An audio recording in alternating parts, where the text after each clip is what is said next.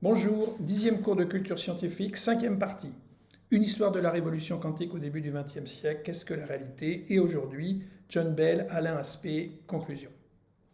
Donc, ce qu'avait proposé David Bohm dans le cours numéro 4, j'avais parlé de cette proposition de David Bohm, travailler sur le spin, pas sur vitesse, position. Et bien voilà, John Bell va imaginer un test expérimental pour donc prouver l'argument EPR de 1935. Ce test expérimental, c'est des mathématiques, donc Einstein-Podolsky-Rosen paradoxe. Donc on voit une inégalité de Bell, donc vous voyez c'est quand même assez complexe, je vais essayer de vous faire comprendre de quoi ça parlait. Un rappel, pour Einstein, la couleur était définie avant la mesure mais restait cachée une théorie complète, d'où son idée d'incomplétude de la mécanique quantique et des variables cachées. Cette communication à distance instantanée ne pouvait pas être acceptée par Albert Einstein. Les particules, il y avait quelque chose qui faisait qu'ils étaient au courant de ce qu'ils devaient faire, ces fameuses variables cachées. Donc pour Bell, la question de l'existence de variables cachées était susceptible d'être soumise, moyennant une hypothèse supplémentaire, au verdict de l'expérience. Et ça, c'est fondamental.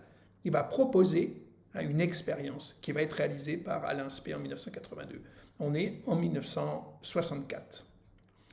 Donc introduction, dans cet article célèbre donc de John Bell, on voit the paradox of Einstein-Podolsky-Rosen was advanced as an argument that quantum mechanics could not be a complete theory but should be supplemented by additional variables. Donc, these additional variables were to restore to the theory causality and locality. Le problème de la causalité et de la localité.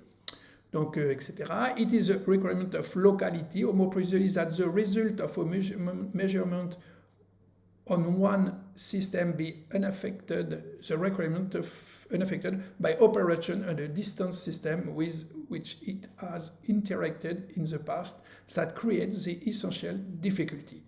Donc voilà, le problème est posé, without such a separate locality, toujours ce problème, no hidden, donc les variables cachées. Voilà. Interpretation of quantum mechanics is possible. Donc ça, c'est incroyable. Il va proposer une expérience. Toute l'idée des inégalités de Bell est de montrer qu'elles nécessitent la non-localité. Les inégalités et de montrer qu'elles nécessitent la non-localité. Voilà. Donc démontre que sans action fantomatique à distance, une action instantanée, la mécanique quantique ne serait pas incomplète, comme le disait Einstein, mais erronée. Donc sans action fantomatique à distance, c'est-à-dire une action instantanée, la mécanique quantique ne serait pas, mais erronée. Donc s'il n'y a pas d'action fantomatique à distance, la physique quantique est erronée et fausse. Pour le vérifier et lever le débat entre Einstein et Bohr, John Bell laisse entendre que l'on pourrait fabriquer une machine, une expérience, capable de créer et de comparer de nombreuses paires de particules intriquées. On considère maintenant une source de photons individuelle et un polariseur placé sur le chemin des photons. On peut changer l'angle du polariseur. À gauche, l'angle du polariseur est 0 degré, c'est un polariseur vertical, 15 degrés, 30 degrés. Quel que soit l'angle du polariseur, on aura toujours 50% des photons qui passent, 50% des photons qui sont absorbés. On peut imaginer que ce ne sont pas les mêmes photons qui passent aux différents angles. En termes de variables cachées, c'est comme si chaque photon portait en lui les instructions quant à la conduite à tenir s'il rencontrait un polariseur ayant un angle ou un autre. Il sait. Donc le photon passe, le photon est absorbé, donc on voit un 0%, 30%, là plus, moins 60%, 90%, etc. Donc on va considérer, toujours pour le dispositif de l'argument EPR, une source de photons émet des paires parfaitement corrélées et des polariseurs sont réglés sur le même angle. On obtient des résultats parfaitement corrélés, soit les deux photons sont absorbés, soit les deux photons passent, 30-30, 30-30 de chaque côté, soit ils sont absorbés, soit ils passent.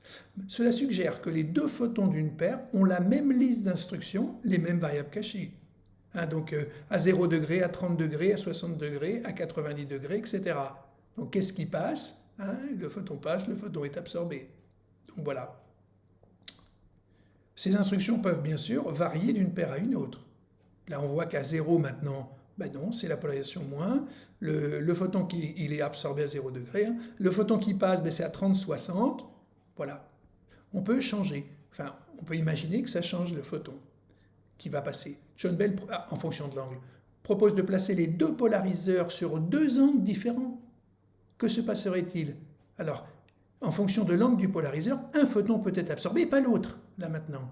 Donc c'est intéressant. La physique quantique prédit le résultat et on peut donc donner des résultats théoriques. Réglage 0,0 degré, là, 50% plus qui se passe, 50% moins qui ne passe pas, et puis 0% un mélange, puisqu'ils sont corrélés.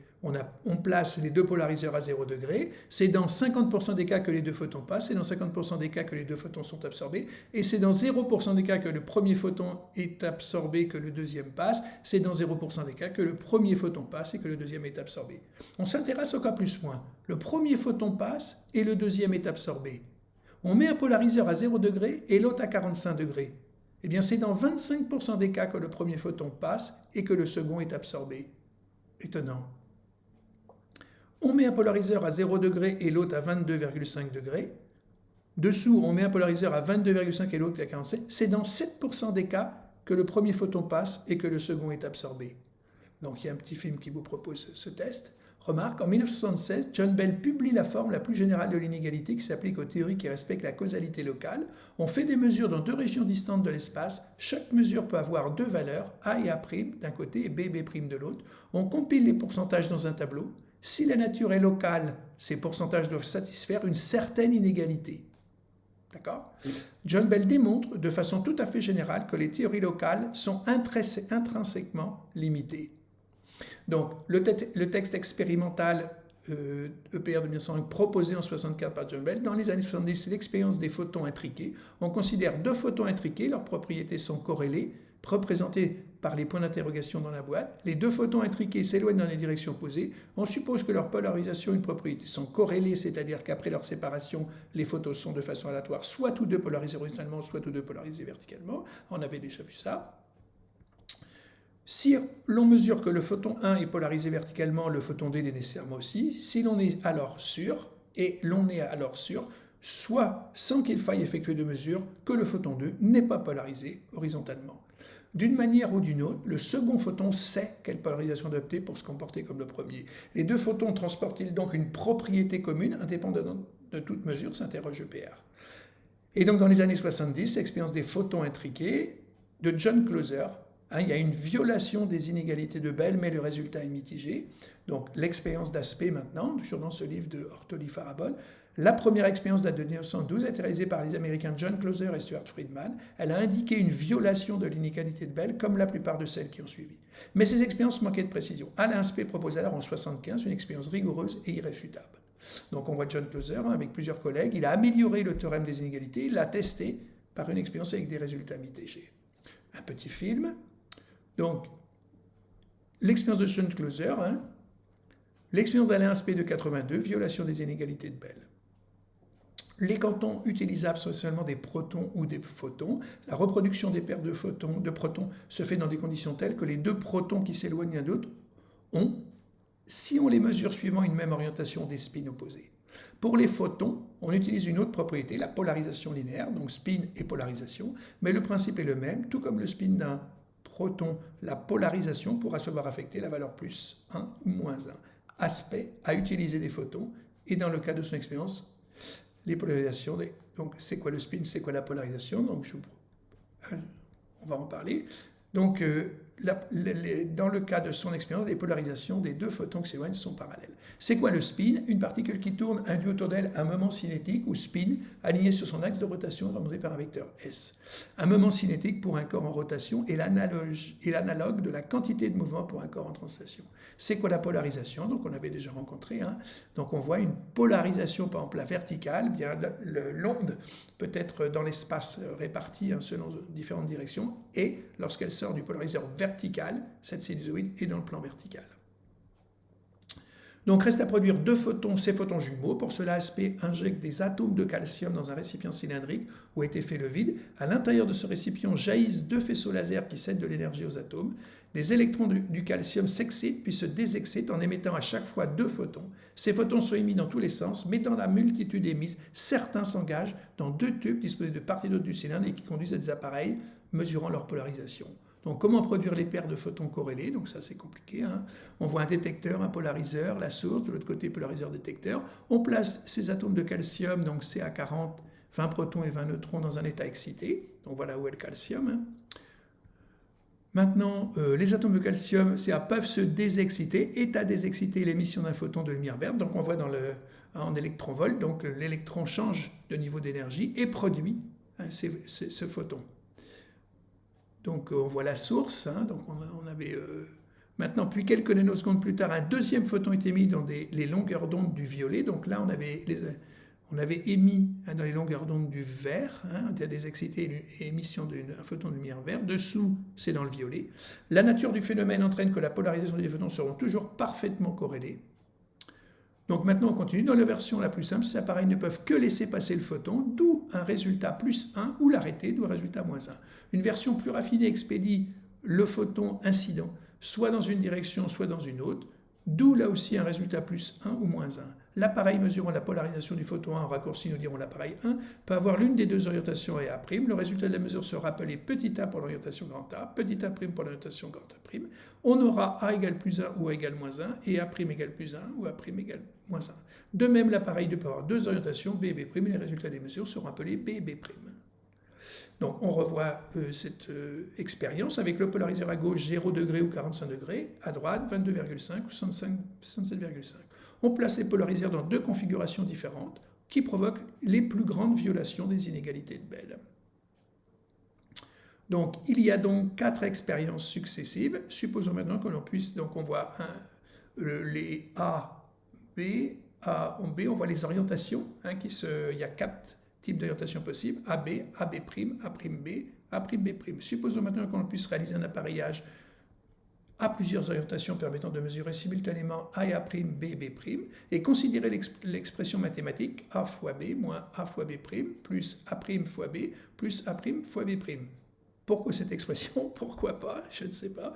Que nous irions de façon plus ramassée en supprimant les signes de multiplication, donc AB moins AB' plus A'B plus A'B', sachant que A, A'B, B' ne peuvent prendre que des valeurs plus 1 et moins 1, on démontre facilement que c'est plus 2 ou moins 2. Par exemple, on prend un exemple, on voit bien. Donc le lecteur sceptique pourra soit essayer toutes les possibilités, soit multiplier l'expression AB moins AB' plus A'B plus A'B' par elle-même et trouver 4. On résume ce résultat en disant que la valeur absolue de AB moins B' plus A'B plus A'B' est égale à 2. Ce que l'on écrit, la valeur absolue, est égale à 2. Malheureusement, il est impossible de mesurer d'un coup la polarisation, le spin du canton 1 et du canton 2 dans deux orientations différentes, si bien que dans l'expression AB moins AB' plus A'B plus A'B', le A de AB' n'est pas le même que celui de AB. Le B de A'B n'est pas le même que celui de AB. Le A' de A'B' n'est pas le même que celui de A'B, et le B' de A'B' n'est pas le même que celui de AB'. On peut donc avoir, par exemple, A égale 1 dans AB et A égale moins 1 dans AB', et la relation est égale à 2, n'est plus vraie. Cependant, moyennant quelques raffinements supplémentaires, je vous explique plus tard, on peut la réutiliser pour aboutir finalement à l'inégalité de Bell dans sa variante utilisée par aspect. Donc voilà cette inégalité inférieure à 2.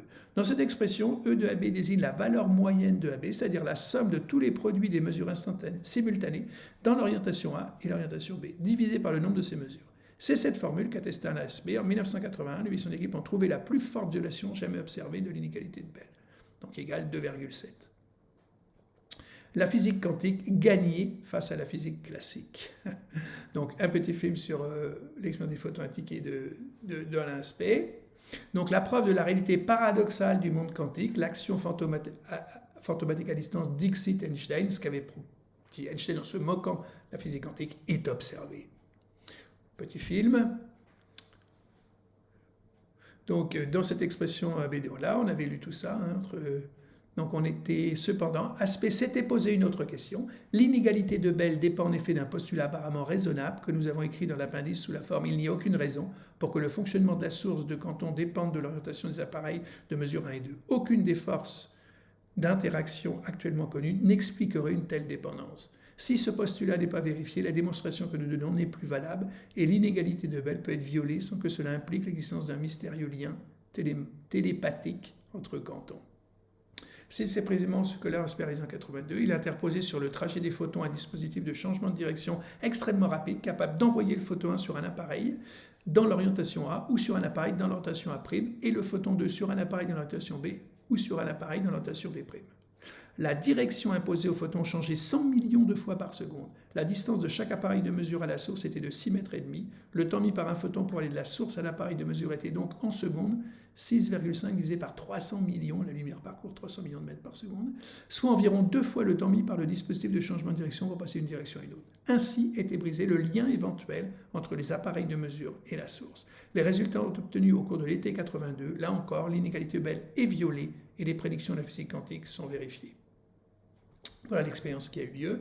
Les conséquences, que conclure de l'expérience d'Aspect, puisque les influences possibles des appareils de mesure sur la source ou d'un appareil sur l'autre ont été éliminées, et puisque l'inégalité de Bell est violée, c'est que l'état du quanton 1 ou 2 n'est pas déterminé avant qu'il ne soit mesuré. C'est ça la conclusion. Il n'y a pas de variable cachée locale. Cela correspond bien à ce que dit la physique quantique, la propriété polarisation ou spin, plus 1 ou moins 1, est acquise aléatoirement par le quanton quand il est mesuré. Incroyable. Donc si 1, les prédictions de la mécanique quantique sont correctes, si 2, localité, il n'y a pas d'influence instantanée à distance, alors il existe des variables. Ben non. Il y a quelque chose qui nous prouve qu'il n'y a pas de variable cachée. Les inégalités de Bell, B plus C supérieur à A, etc. Voilà. Les interprétations de la physique quantique bis, la théorie du flou de John Wheeler, c'est la pensée humaine qui crée la réalité. C'est quoi la réalité, les interprétations de la physique quantique? Sans conscience, l'univers n'a aucun sens. C'est la pensée humaine qui crée la réalité. Hugh Everett, Princeton, sur la multiplicité des mondes, une nouvelle interprétation de la physique quantique reconnue qu'à partir des années 70, la division de l'univers en des mondes multiples, les multivers. La physique quantique ondulatoire propose une superposition d'états, un état est indifférent aux autres, donc nul observateur ne peut être conscient du processus de division. De la réalité quantique à la réalité classique, du microscopique au macroscopique, la réduction du paquet d'ondes, la décohérence quantique par la mesure. Comment on passe de l'un à l'autre? Petit film. La question fondamentale demeure inchangée, c'est toujours pourquoi avons-nous un comportement classique dans un monde quantique? Donc, toujours ce livre de Ortoli, pour construire une situation simple où l'on puisse sans ambiguïté mesurer la décohérence, il aura fallu une vingtaine d'années de développement de techniques expérimentales d'une incroyable complexité, dont certaines ont valu aux Français Tanucci le prix Nobel de 1997 et Alain Aspect vient d'avoir le prix Nobel l'année dernière. On peut ainsi obtenir l'équivalent d'un chat de Schrödinger, on fait le champ, l'ensemble des photons, de la cavité qui est dans une superposition terrestre correspondant aux deux états de l'atome. L'expérience commence donc par l'injection d'un atome dans la cavité, ce qui crée cet état double du champ. Le problème est maintenant de savoir quand le champ subira la décohérence et cessera d'être dans cet état double. Pour cela, au bout d'un certain temps très court, se chiffrant en dizaines de microsecondes, on envoie un second atome dans la cavité. Il en ressortira dans un état qui permettra de déterminer si le champ était dans un état double ou simple. On constate que plus le temps écoulé entre les deux injections est long, plus on a de chances de trouver le champ dans un état simple. Il y a bien décohérence du champ. L'explication maintenant couramment admise est que le champ a interagi avec le milieu extérieur, qu'il a échangé un quantum avec le reste de l'univers, ce qui a provoqué la décohérence. Il y a toutefois un X, certes la décohérence a imposé au chat d'être vivant et mort, ou mort, dès qu'il y a eu interaction de l'intérieur de la boîte avec l'extérieur. Mais pourquoi le chat est-il vivant et pourquoi est-il mort? On ne le sait toujours pas.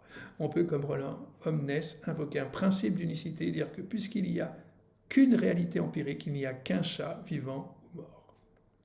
Voilà. Alors on peut au contraire, comme les physiciens anglais de l'école d'Oxford, dont le plus célèbre est David Deutsch, se rallier à l'interprétation d'Everett, Graham de Witt, c'est-à-dire que l'univers s'est scindé en deux, une branche où le chat est mort, une branche où le chat est vivant, la multiplicité des mondes. Mais en 1997, Nicolas Gysin et son équipe de l'Université de Genève ont réalisé une expérience similaire dans laquelle les photons s'écartaient de plus de 10 km. La non-localité a même donné naissance à une technologie maintenant éprouvée, la cryptographie quantique, qui permet de détecter toute tentative d'interception du transfert de clés de codage. D'autres applications encore plus ambitieuses sont en cours d'étude, comme l'ordinateur quantique, le fameux processeur quantique. Pour conclure, si Ettore Majorana avait compris les implications de ses travaux, donc cet homme qui a vécu très peu de temps, 32 ans, en disparaissant, sans qu'on sache vraiment ce qui lui est arrivé, on ne sait pas s'il est mort ou il s'est retiré quelque part. Ce jeune homme était extrêmement brillant, et Étienne Klein a écrit un beau livre sur lui. Et on peut lire donc dans cette présentation la vie d'Ettore Majorana et la nature des neutrinos. Étienne Klein, chercheur au CEA-Saclay, nous conte la vie d'Ettore Majorana, issu d'une prestigieuse famille sicilienne qui fut un physicien d'exception, introverti, solitaire et caustique. On ne put vérifier aucune des hypothèses émises à propos de sa mystérieuse disparition, suicide, assassinat, mort accidentelle, enlèvement par les services secrets étrangers, fuite en Amérique du Sud, voire refuge dans un monastère à la suite d'un sombre pressentiment, la physique serait en passe de se mettre au service de la violence la plus radicale, la bombe atomique. Collaborateur d'Enrico Fermi, Majorana écrivit 9 articles scientifiques empreints d'élégance et d'originalité. Certains ne furent compris qu'après la Deuxième Guerre mondiale. En 1933, peu de temps après la découverte du positron, il rédigea son dernier article profond et prophétique. Il y propose une alternative à la théorie de l'antimatière formulée par Paul Dirac en 1931.